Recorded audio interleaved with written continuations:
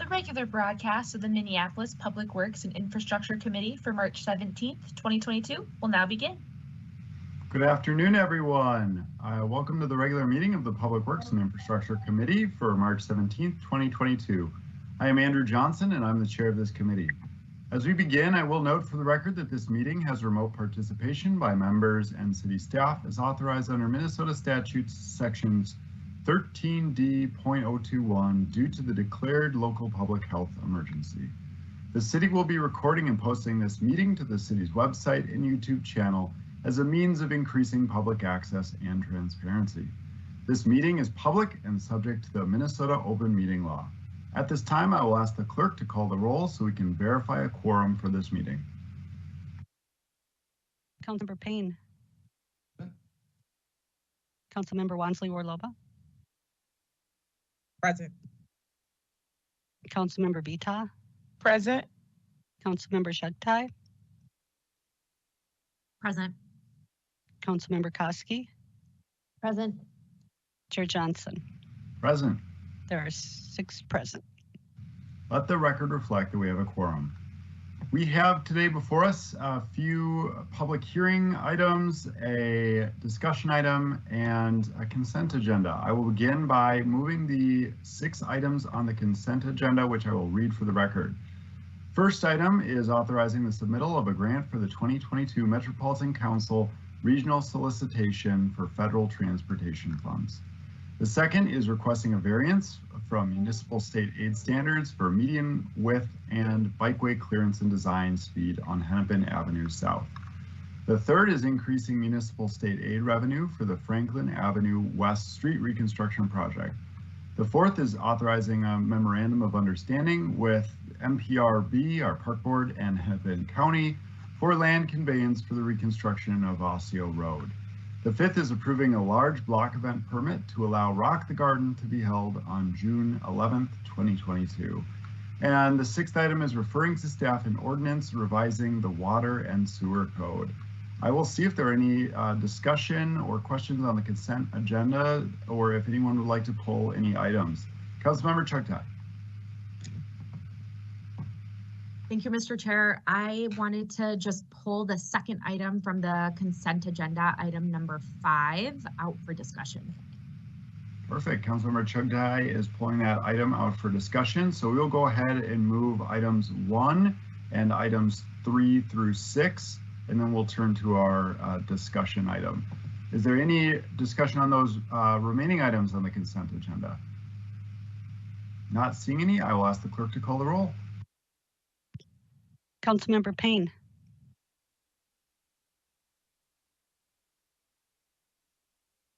Aye. Councilmember Wansley-Warloba. Aye. Councilmember Vita. Aye. Councilmember Chugtai. Aye. Councilmember Koski. Aye. Chair Johnson. Aye. There are 6 ayes.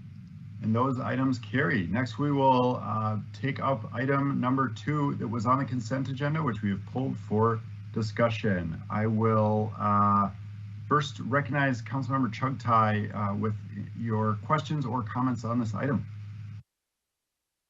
Thank you, Mr. Chair, and Director Anderson-Kelleher. I wanted to just pull this item out of our consent agenda and move it into discussion, because I understand that this is a variance that we are requesting from the state and a part of our regular process in street construction projects like this.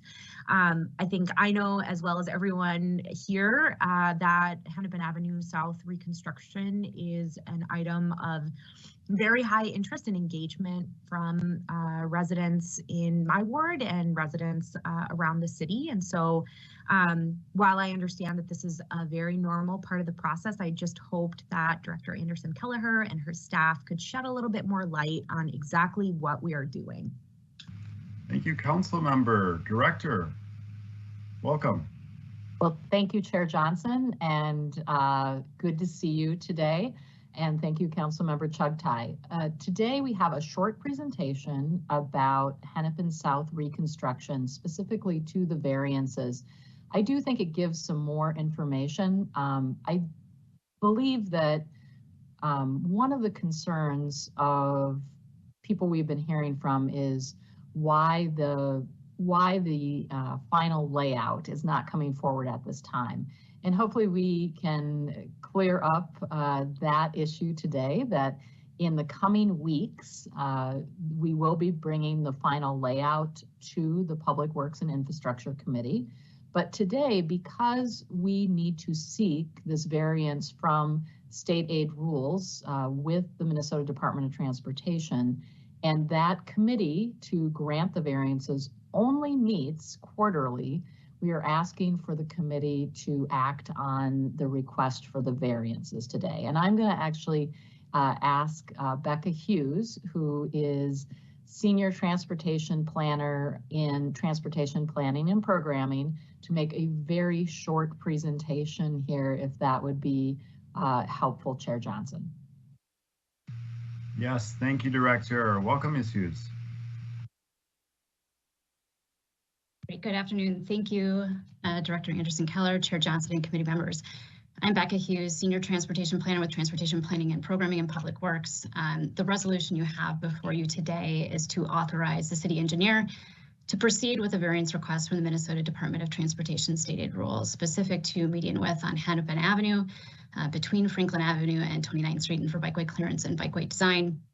Speed on Hennepin Avenue between 260 feet north of Franklin. I know it's very specific, which is essentially the extent of the project on the northeast end of the corridor in Lake Street.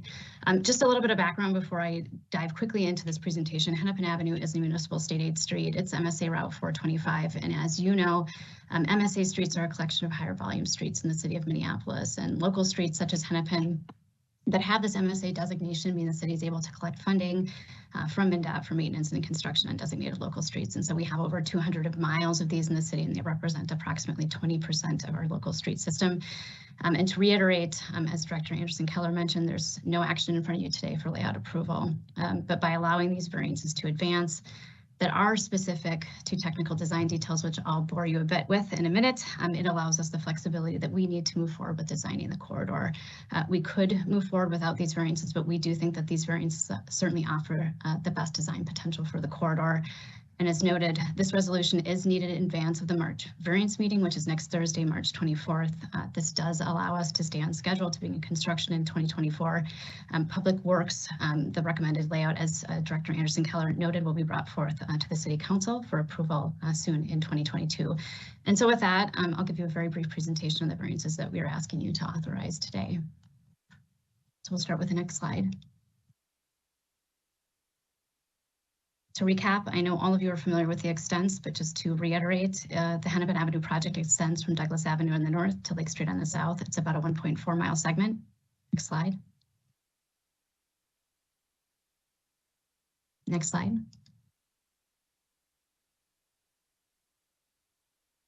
And the next slide. Thank you.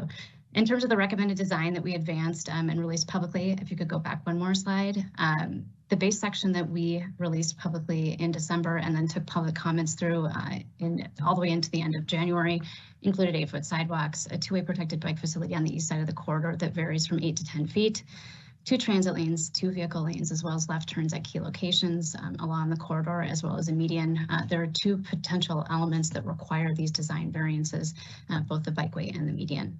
Next slide.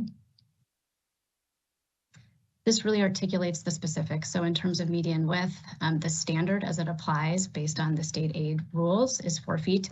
We're proposing a medium width of 2 feet at mid-block locations throughout the corridor. There are also 2 provisions relative to the bicycle path standards that exist relative to the state aid rules. Relative to the shoulder clear zone width, the standard is 2 feet. We are looking for variances from 1 to 2 feet, and it has to do with the way that we measure this. So 2 feet measured from the face of curb instead of back of curb, as well as a 1-foot clearance adjacent to bus stops. And design speed, the standard is 20 miles per hour, and we're looking to vary that provision to 12 miles per hour. Next slide. In terms of the median design, we do feel like this is a really critical element for the corridor as we look at the reconstruction. Hennepin Avenue is on the Minneapolis high injury network. There's a disproportionate amount of bicycles and pedestrians that are overrepresented in crashes, lots of different crash types, and there are congested operations throughout the corridor due to mid-block left turns at driveways. And we know that a striped median would not achieve these project goals. We know that we need an elevated median along the corridor, or raised median. The proposed median design is 4 feet at the median noses, so this is essentially at all of the intersections it would meet the standard. We do have it wider at specific locations throughout the corridor, which would be 6 feet at the pedestrian crossing areas. But again, we're looking to propose that to go down to 2 feet in those mid-block locations in order to push the additional 2 feet out to the edges, in which we can reallocate that space to boulevards for green space and snow storage. Next slide. This cross-section essentially illustrates one of the components relative to the bikeway shoulder clear zone, proximate to the transit shelter. You can see that the bikeway adjacent to the transit facility itself has a 1 foot clear within that 8 foot composed bikeway space. Next slide. So these are images of this variance that has been approved that we have actually constructed and that are operating safely.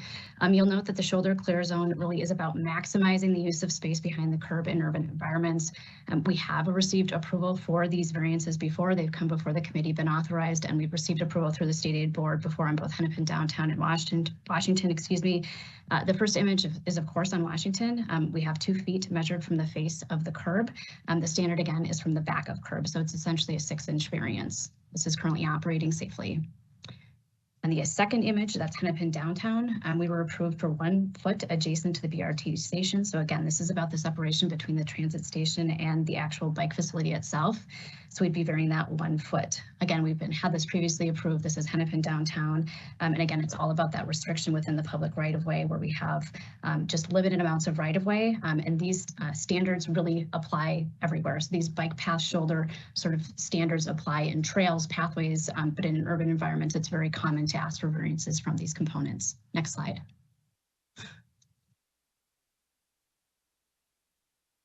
In terms of bikeway design speed, this is all about the transitions at the intersections. So the curvature, it slows the speeds. It allows for faster transitions. This is something that we also regularly request variances on when we have these off-street bike facilities in urban environments. It's important to note that we do want bicycles to actually travel at slower speeds, especially when you have the potential for conflicts between pedestrians and other types of conflicts. And so this is, again, one that we've received approval for in the past.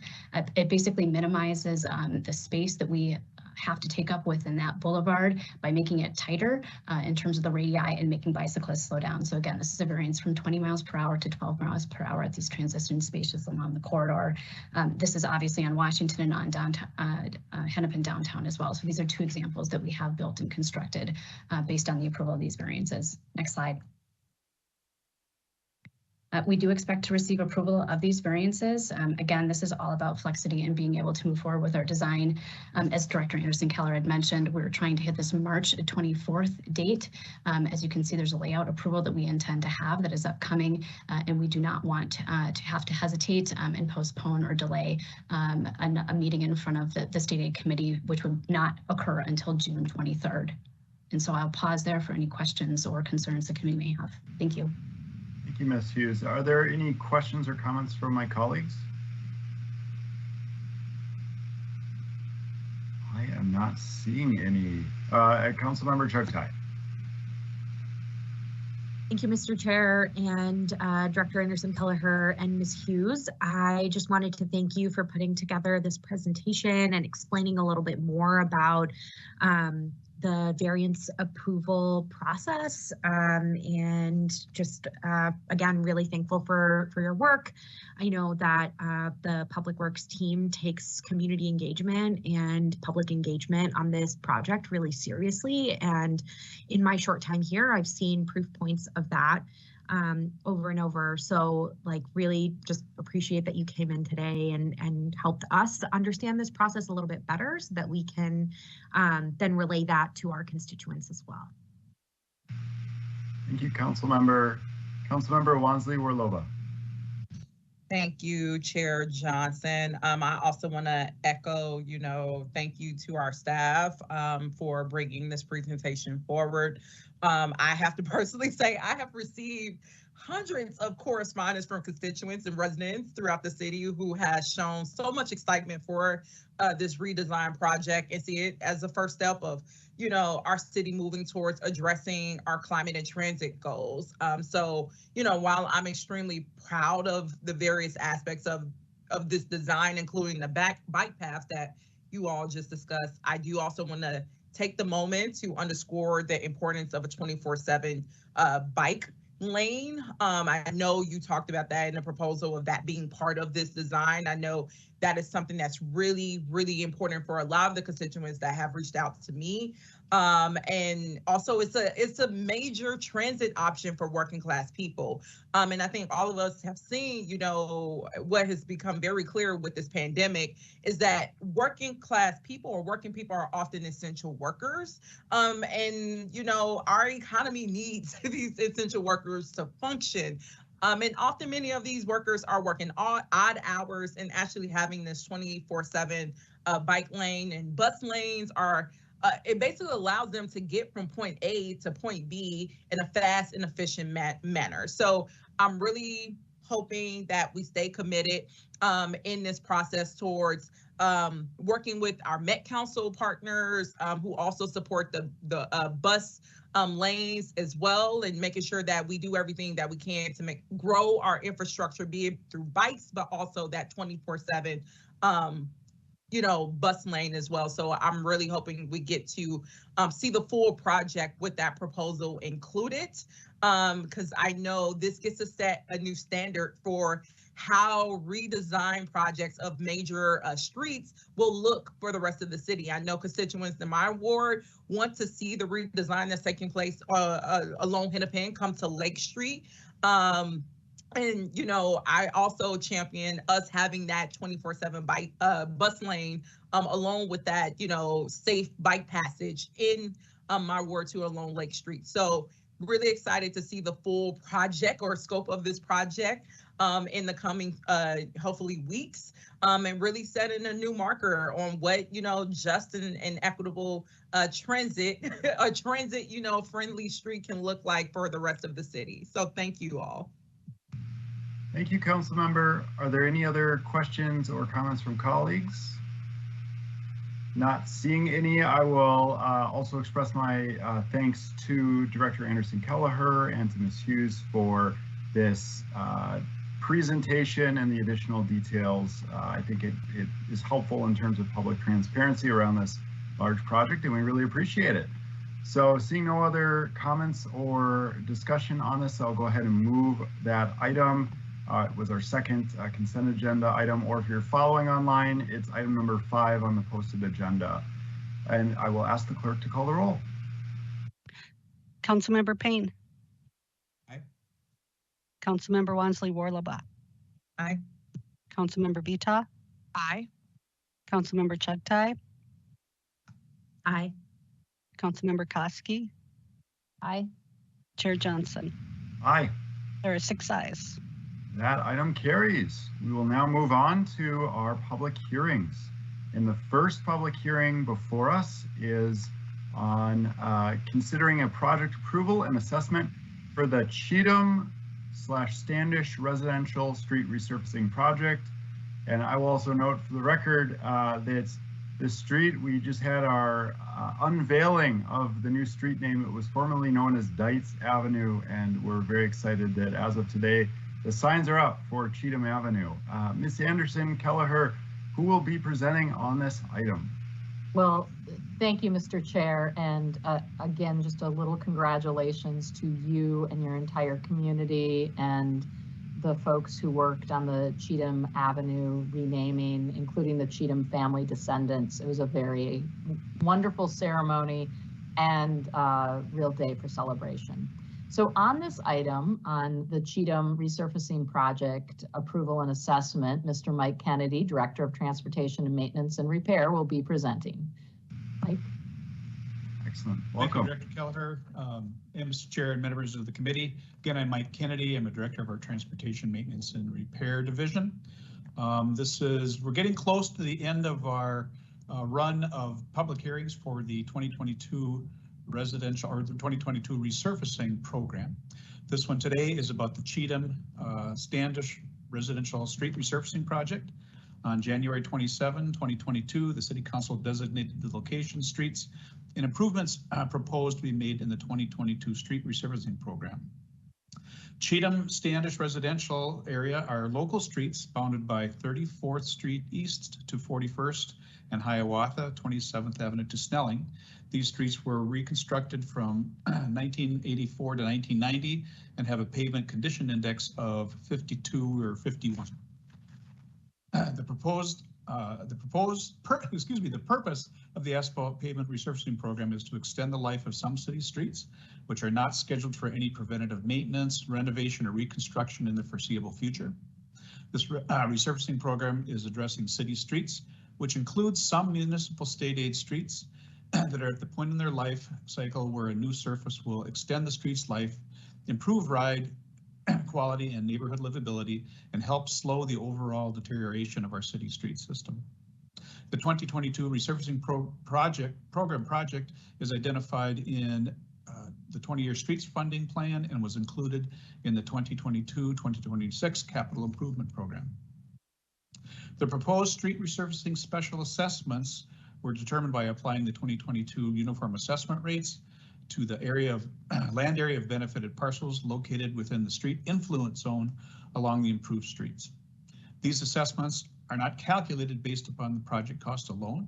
The city uses a formula that combines influence area with the annually established uniform assessment rate. This formula is carefully considered and applied by city staff, and it is intended to account for and reflect each project's value to the benefited properties. The 2022 resurfacing rates that are being used are 67 cents per square foot for non-residential parcels and 22 cents per square foot for residential properties. The proposed total assessment amount for the Cheatham, for the Cheatham Standish Residential Resurfacing Project is $611,816.17. We did hold there was a public neighborhood meeting held on Tuesday, March 8th.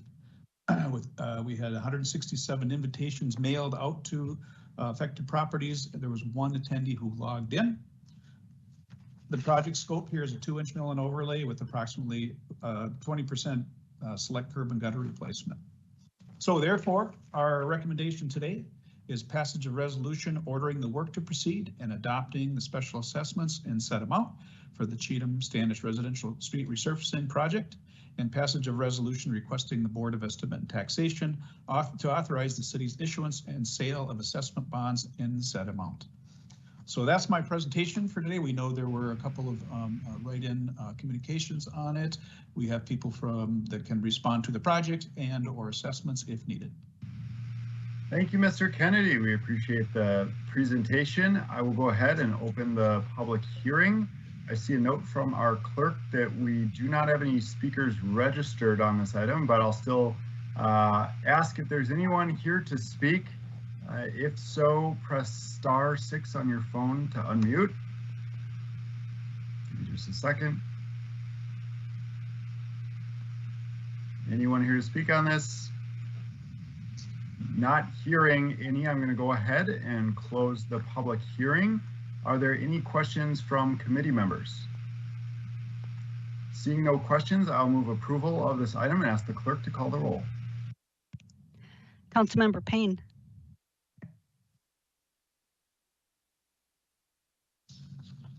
Aye. Councilmember Wansley-Warloba. Aye. Councilmember Vita. Aye. Councilmember Chugtai. Aye. Councilmember Koski. Aye. Chair Johnson. Aye. There are 6 ayes. And that item carries. We will now move on to our public hearing number 2. Our second public hearing today is the project approval and assessment for the Legion Lake Residential Street Resurfacing Project. Director Anderson Kelleher, who will be presenting on this item? Thank you, Mr. Chair. And again, Mr. Mike Kennedy. the Director of Transportation Maintenance and Repair, will be presenting. Welcome, Mr. Kennedy. Welcome back. Thank you, Mr. Chair, members of the committee. This is the second public hearing that we have today for the residential street resurfacing program. This is for the Legion Lake residential street resurfacing. On January 22, the 27th, 2022, City Council designated the location, streets and improvements proposed to be made in this resurfacing program. Legion Lake Residential are local streets bounded by 54th Street East to 58th Street East and Portland Avenue to 12th Avenue, and were reconstructed in 1988. They have a pavement condition index of 61. The purpose of this whole program is the same as I had talked about before. The proposed street resurfacing special assessments, again, were determined by applying the 2022 uniform assessment rates to the land area of benefited parcels located within the street influence zone. These assessments are not calculated based on project cost alone. The city uses a formula that combines influence area with an annually established uniform assessment rate. This formula is carefully considered and applied by city staff and is intended to account for and reflect each project's value to the benefited properties. Again, the 2022 resurfacing rates are 67 cents per square foot for non-residential properties and 22 cents per square foot for residential. The proposed total assessment amount for the Legion Lake residential resurfacing project is $617,350.13. So we did have a neighborhood meeting again on Wednesday, March 9th. There were 459 individual invitations sent, and there were 6 attendees who logged into the virtual meeting. So our recommendation today is passage of resolution ordering the work to proceed and adopting special assessments in set amount, and passage of resolution requesting the Board of Estimate and Taxation to authorize the city's issuance and sale of assessment bonds in set amount. Again, we're here to answer questions as needed. That's my presentation. Thank you, Mr. Kennedy. We appreciate the presentation. I'll go ahead and open the public hearing and see if anyone is here to speak. Press *6 to unmute if you are. I will note that from our clerks, I see a note saying that there are no speakers registered. We'll give you just a sec if there's anyone on the line though that wants to speak to this.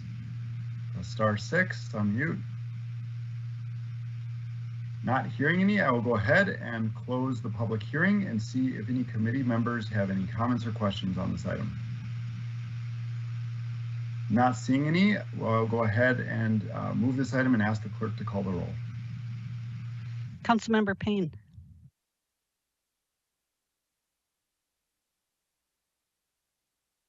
Aye. Councilmember Wansley-Warloba. Aye. Councilmember Vita. Aye. Councilmember Shugtai. Aye. Councilmember Koski. Aye. Chair Johnson. Aye.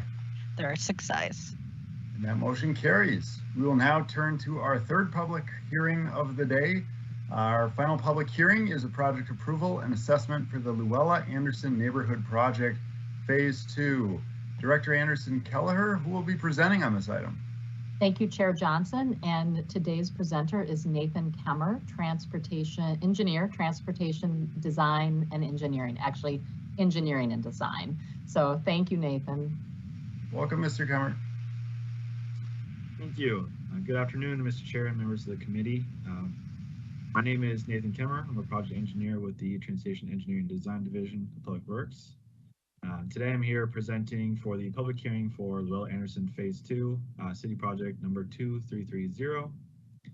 The proposed project consists of rehabilitating the residential streets bound by East 42nd Street, 46th Avenue South, West River Parkway, and Dowling Elementary School.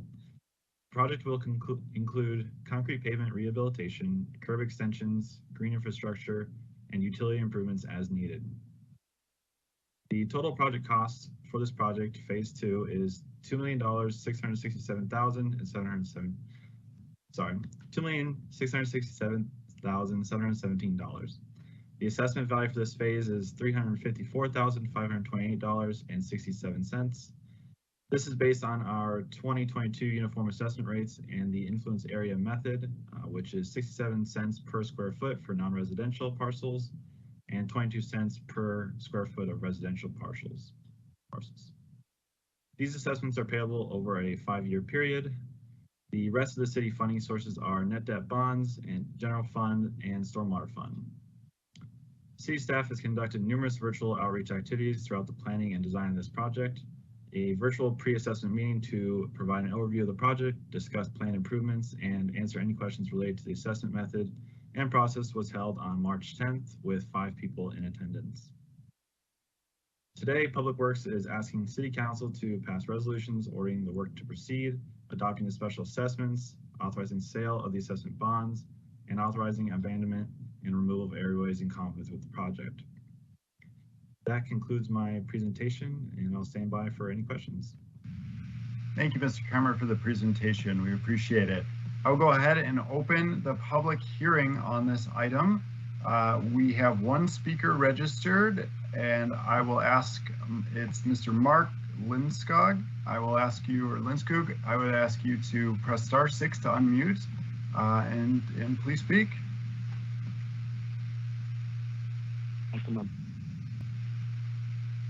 Excellent. We can hear you. Hi. Hello? We can hear you, Mark. So, yeah, I'm just calling because I'm disappointed in the whole process here and what's been happening, and I just want to have my comments being heard. If community outreach includes having 5 people in attendance, that doesn't seem like we're really reaching people to have public comment. And having this meeting at 1:30 makes it really difficult for people who work to come and comment as well. In addition, I noticed that 42nd Street is where I live, right in that neighborhood. And that the engineering design is a complete fiasco, so I'm not comfortable spending another dime on having anybody reorganize our city streets. That area has had to have a traffic police officer almost daily to help with the flow of traffic once Minneapolis Academy is let out during the day.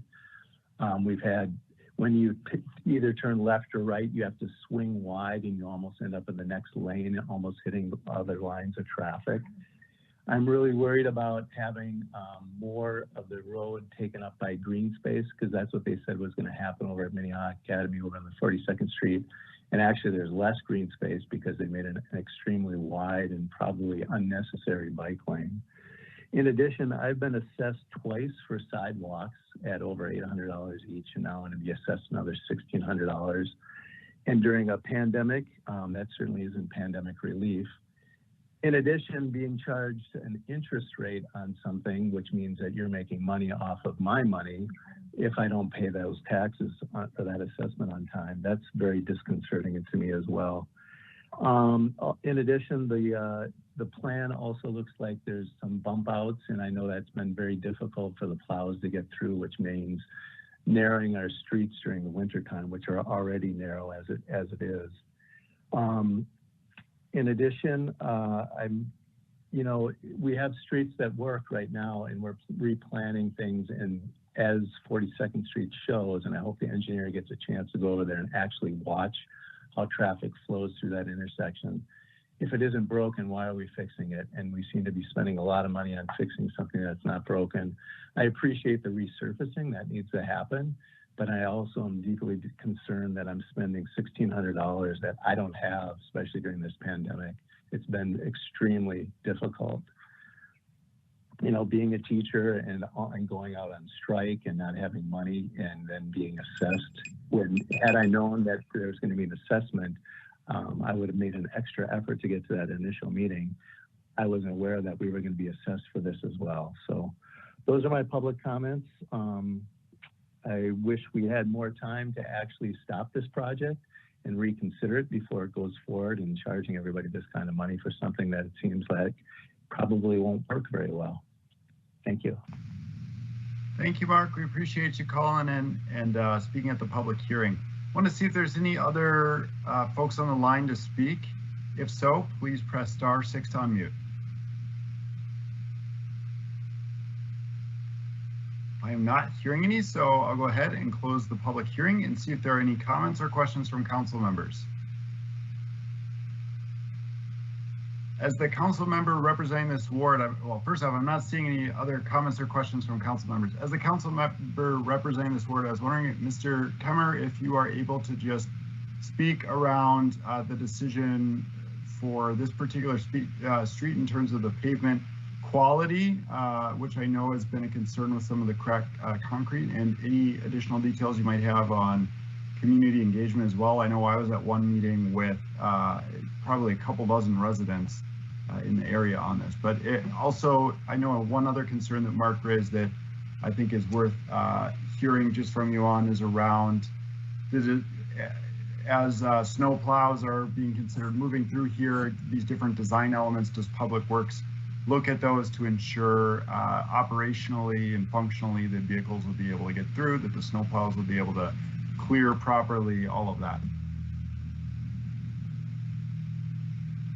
Yep. So to speak on a few topics there, so the first one, we've had multiple rounds of engagement with the community, both in the planning phase and in the engineering phase, well, final design phase. I'm sorry that you didn't get the notice there.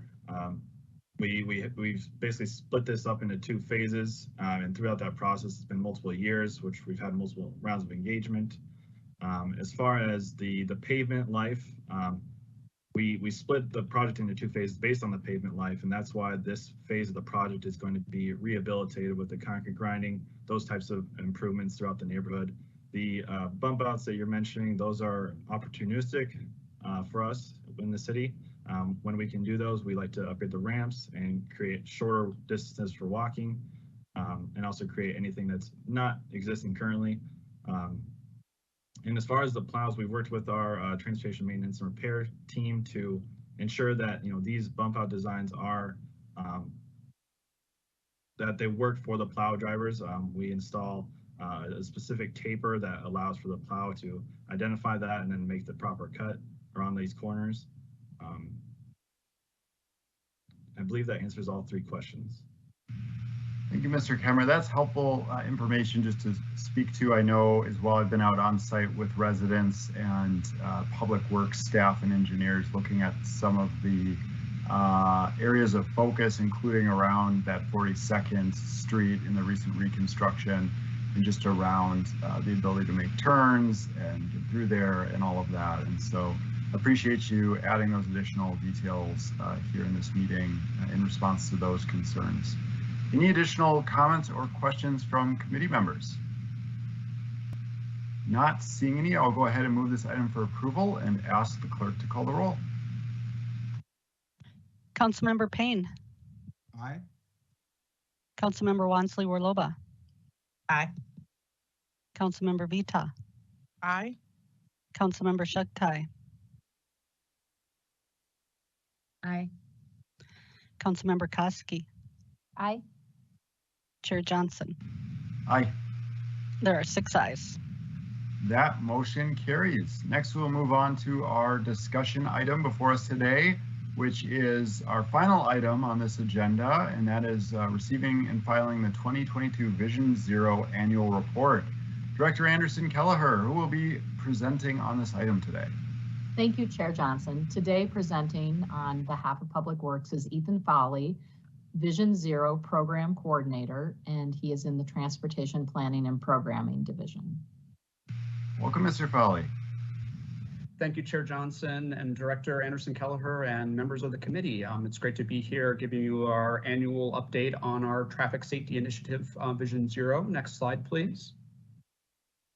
So for those that are who are new to the committee, I just want to get a little grounding here, and I'll do this a couple times throughout the report, just about our Vision Zero efforts more broadly.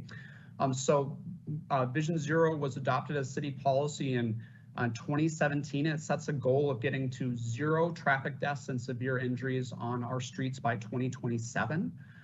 To help us make progress towards that goal, the council adopted a 3-year Vision Zero action plan in 2019. Next slide, please. I want to start with unfortunately, some of the stats that we see on traffic related deaths and severe injuries on our streets. So this graphic shows you over the last 6 years, the trends for fatal crashes by different ways that people are getting around. You can see that in 2021, unfortunately, had 23 fatal crashes, killing 24 people. This was our highest level since 2007 in the city. Pedestrian deaths where we had 11 of those. That was the highest since 1998. So this was, I just want to say this was terrible. This is unacceptable. I know we're all committed to making progress on this. And if we go to next slide for just a second, I wanted to just put up, these are the names of people who were killed in our city, on our city streets last year. I just want to take a moment for folks to be able to read their names.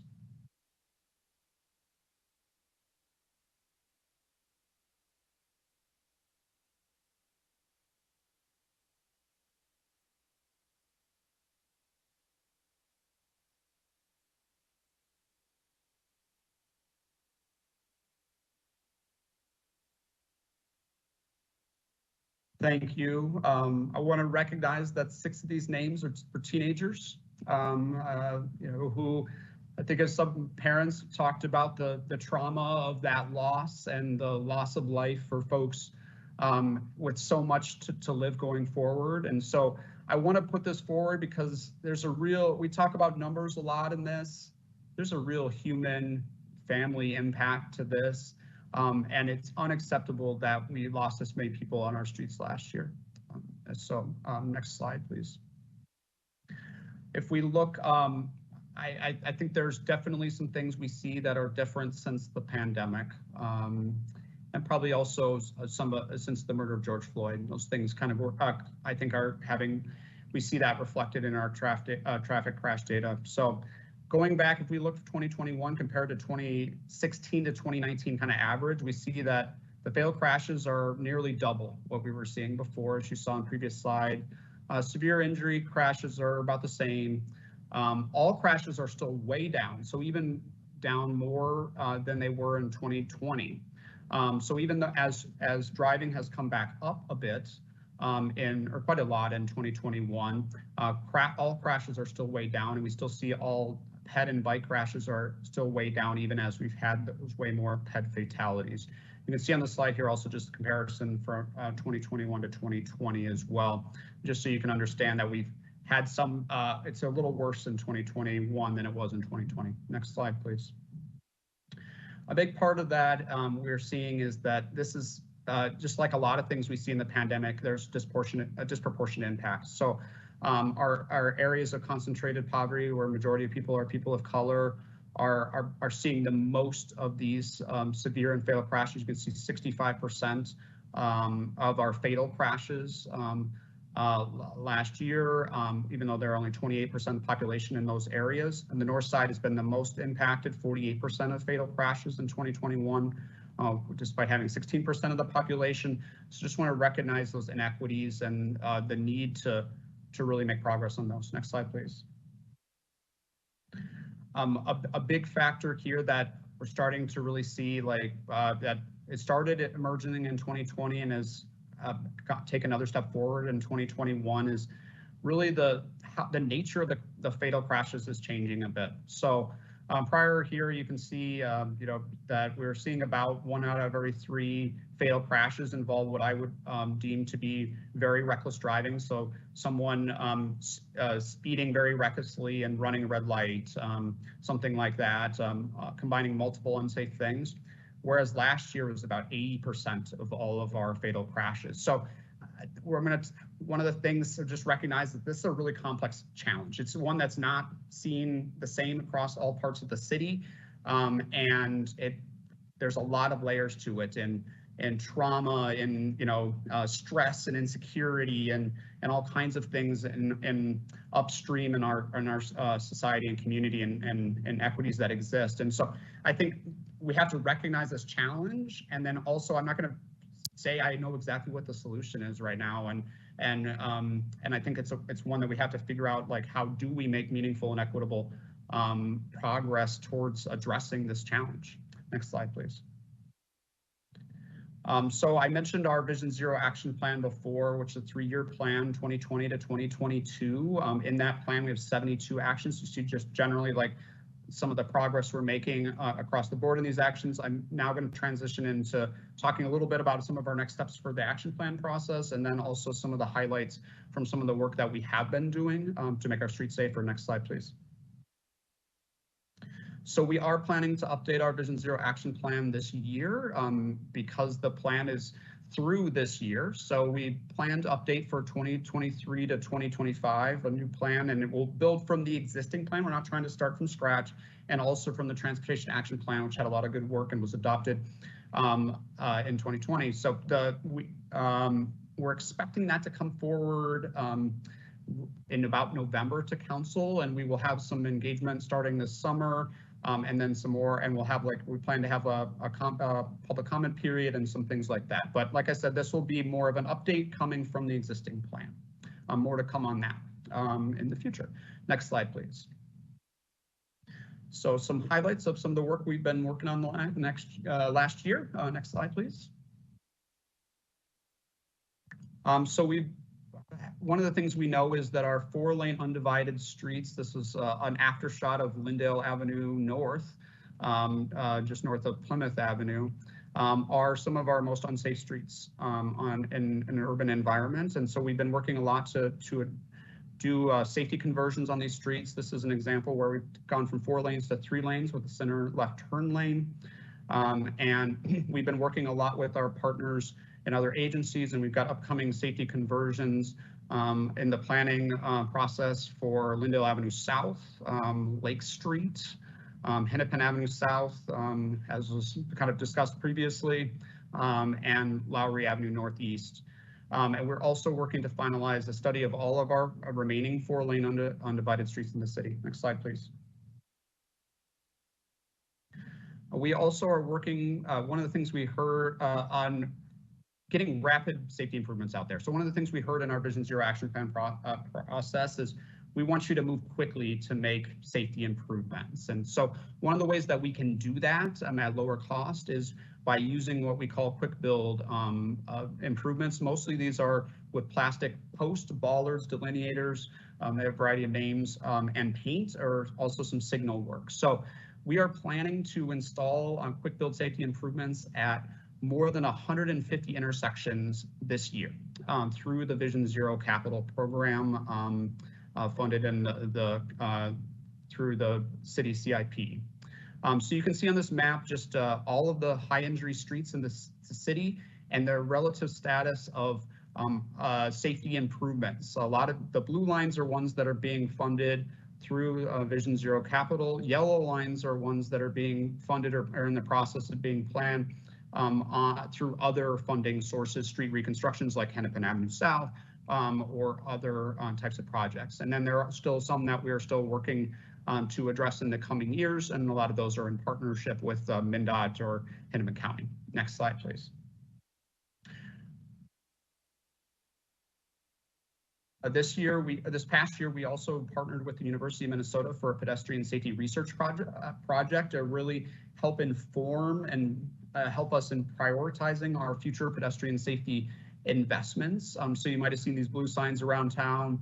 I want to acknowledge that part of this shows we still have a lot of work to do. So at the start of this project, the baseline was that 18% of drivers were stopping for pedestrians crossing in a marked crosswalk at these treatment and generalization sites. By the end of the project, due to the changes we were installing and other things, we did see a marketed improvement up to about 48%, but I think we can all recognize that we should probably get to better than that. That's sort of a proxy for other elements of safety and how we can inform our projects. So more to come on this. This report will be finalized and released this spring. Next slide, please. We also have been working, we have a lot of projects getting reconstructed, streets being reconstructed through the 20-year streets funding program and other means. And so we've been working to incorporate safety best practices into all of those. A few of these examples include the Plymouth Avenue North reconstruction here with some medians and other things, Whittier-Lyndale Bikeway, Johnson Street Northeast with medians and other features. Hennepin Avenue downtown, 4th Street downtown are just some of the projects we've been working to incorporate best practices on safety into. Next slide, please. We also, so leading pedestrian interval, if you're not familiar with that, it's a little hard to tell in this picture, but the walk signal is on here, even though the red light is on as well. This gives people walking and rolling a few second head start to get into the intersection and improves visibility, especially for vehicles turning, and is shown to improve safety for pedestrians quite a bit at intersections. So we installed some more of these. We have about 15 at 15 intersections in the city have this right now, but we are working to expand this starting this year with looking at our high injury streets.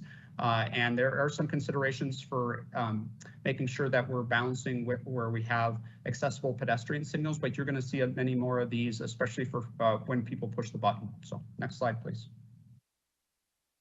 We're also I guess it's just Chair Johnson who would have heard the presentation on the draft neighborhood traffic calming procedures that Public Works brought forward near the end of last year. We are planning to bring forward a final version of an updated neighborhood traffic calming procedures to really help us in making and prioritizing safety improvements based on the community requests we get on these are on streets that are not high injury streets. So really looking at that, and we are also, the council and mayor approved funding through the ARPA phase 1 for traffic calming, neighborhood traffic calming in ACP 50 areas. And so we will be working to install hopefully a number of traffic circles this year with that funding.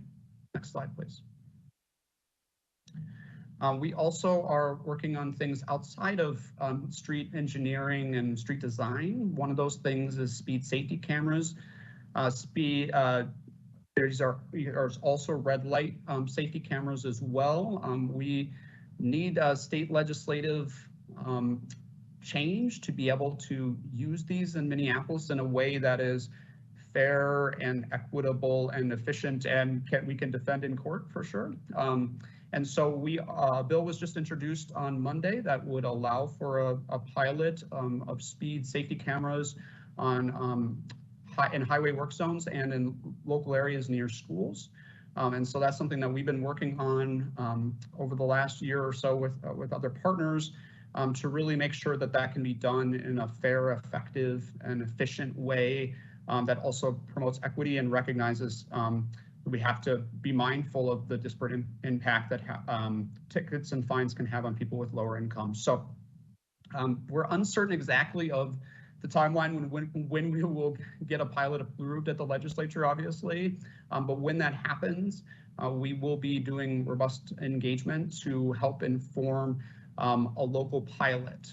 And so this is something that we are pushing forward because we see that around the country, this has proven successful at saving lives and can make a difference in street safety. So next slide, please.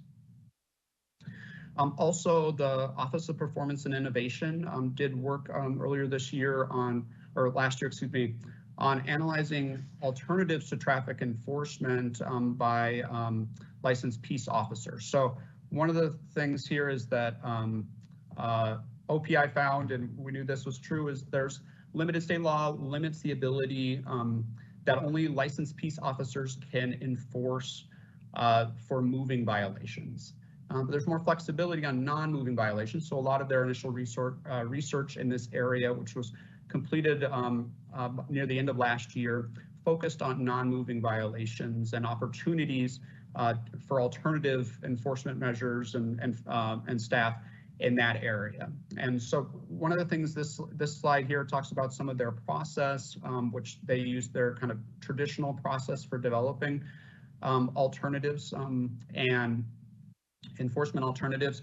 And one of the things they recognized when they presented on this to City Council or committee in November, I don't know that actually any of the members of this committee would have been at that committee meeting. And so I'll just note that they recognize that the need for some additional clarity on direction for this work, given some limitations in the previous staff direction, and also, just the outcomes of the elections and where policymakers would like to take it. So this is really important work. I think, as we all know, we have challenges in staffing traffic enforcement.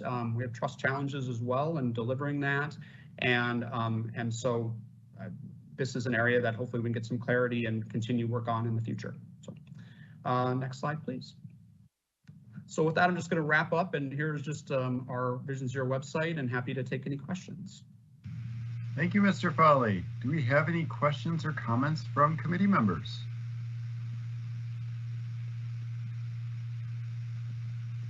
I am not seeing any, so I will just say thank you very much for the presentation. We're glad to see all of the progress and the work, and it's a great reminder of all the work we have yet ahead of us to do to make our streets safe for everybody and truly achieve that vision of zero serious injuries or fatalities. Any additional comments, questions? Not seeing any, I will go ahead and direct the clerk to receive and file that report. And with that, we have concluded all business to come before this committee. Without objection, we stand adjourned. Thank you, everyone, and I hope you have a great day and enjoy this lovely warming weather.